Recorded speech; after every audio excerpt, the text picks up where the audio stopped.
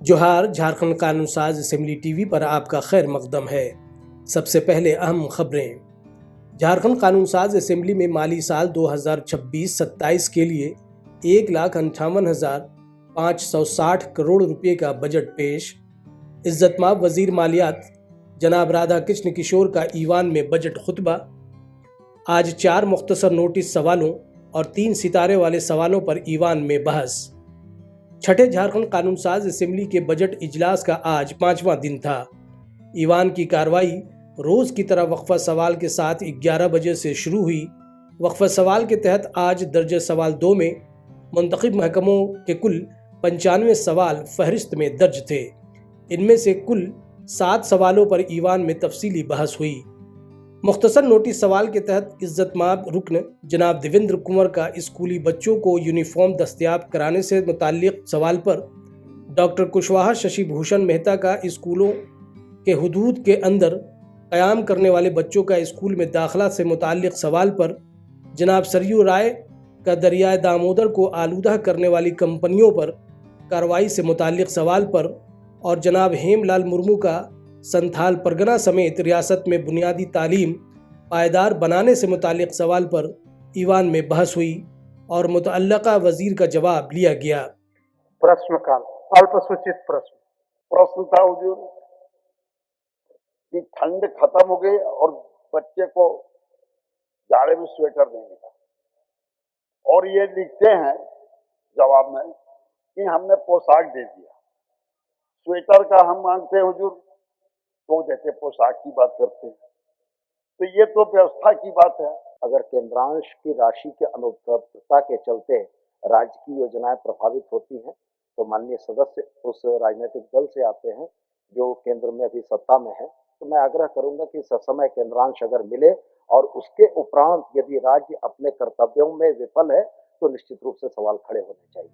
वहीं सितारे वाले सवालों के तहत जनाब नमन बिक्सल कोंगाड़ी का बालूघाटों का कैटेगरी को ख़त्म कर शेड्यूल्ड इलाके के मुखिया को कानकनी के रकबे में इख्तियार देने, जनाब उदय शंकर सिंह का सारठ ब्लॉक में इंडोर स्टेडियम की तामीर करने और जनाब नागेंद्र महतो का गिरिडीह के सोना पहाड़ी सयाहती मकाम का मुनासिब तरक्की करने और इसका इंतज़ाम सरकारी सतह से करने के सवाल पर ईवान में बहस की गई और मुतल्लिका इंचार्ज वज़रा के जरिए इसका जवाब लिया गया।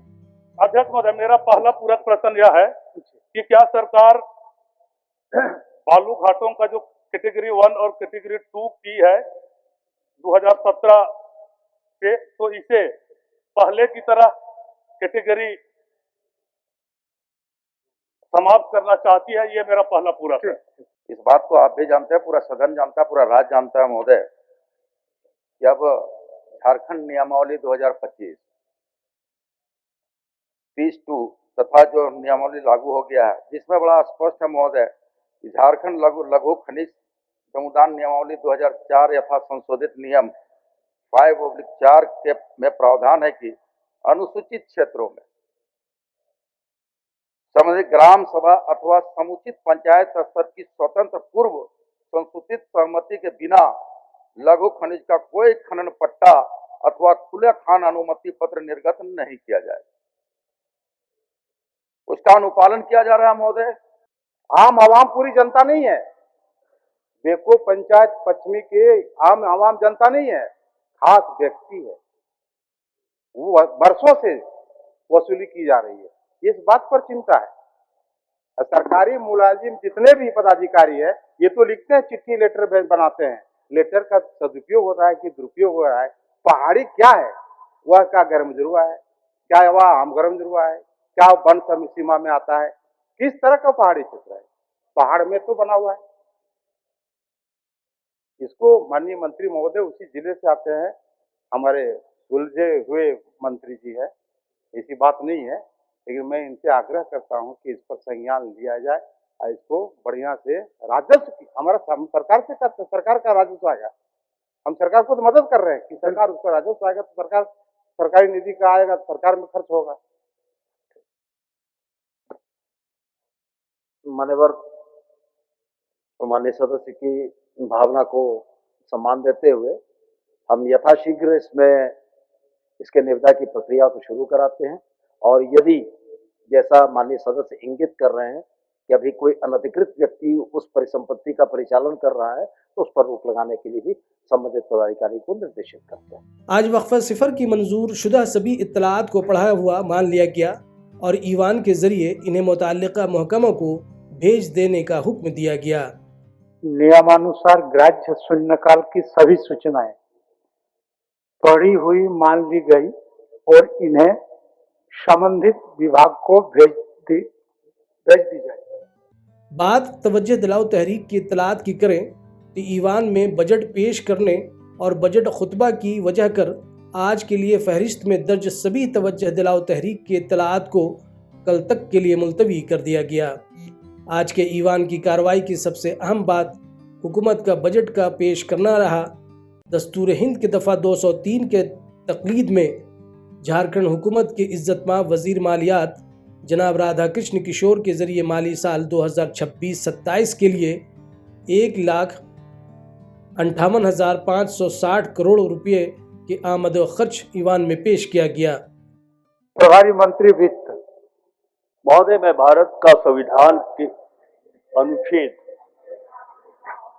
203 के अनुसरण में वित्तीय वर्ष 2026-27 के लिए 31 मार्च 2027 को समाप्त होने वाले वर्ष में जो व्यय होने की संभावना है से संबंधित 1,58,560 करोड़ रुपए मात्र का आय व्यय बजट सभा में उपस्थापित करता हूँ। बजट की पेशकश के साथ वजीर मालियात के जरिए अपना बजट खुतबा भी ईवान में दिया गया। बजट भाषण प्रभारी मंत्री वित्त। बजट केवल आम व्यय का लेखा जोखा नहीं होता, बल्कि यह राज्य के भविष्य की दशा और दिशा तय करता है। यह बजट समावेशी, सतत, जन कल्याणकारी विकास को समर्पित है तथा राज्य की आर्थिक सुदृढ़ता, सामाजिक न्याय के प्रति सरकार की प्रतिबद्धता को प्रतिबिंबित करने वाला बजट है। झारखंड में कृषि के क्षेत्र में महिलाओं की महत्वपूर्ण भूमिका को ध्यान में रखते हुए महिला किसान खुशहाली योजना प्रारंभ की गई, जिसके अंतर्गत महिला किसान को इंटीग्रेटेड फार्मिंग से जोड़कर अद्यतन तकनीकी की मदद दी जाएगी और ऑफलाइन एवं ऑनलाइन मार्केटिंग प्लेटफॉर्म से जोड़ा जाएगा। इस योजना अंतर्गत वित्तीय वर्ष 26-27 के लिए 25 करोड़ बजटीय उपबंध किया गया और उसके अतिरिक्त सुखाड़ राहत, माननीय मुख्यमंत्री पशुधन योजना, मरान गोम के जयपाल सिंह मुंडा पारदेशीय छात्रवृत्ति योजना, झारखंड राज्य खाद्य सुरक्षा योजना, सावित्री भाई फूले किशोरी समृद्धि योजना, मुख्यमंत्री मेधा छात्रवृत्ति योजना, मुख्यमंत्री शिक्षा प्रोत्साहन योजना, मुख्यमंत्री गंभीर बीमारी उपचार योजना, धोती लुंगी साड़ी योजना, मुख्यमंत्री ग्राम गाड़ी योजना सहित कई योजनाएं हमारे गठबंधन की सरकार ने शुरू किया है।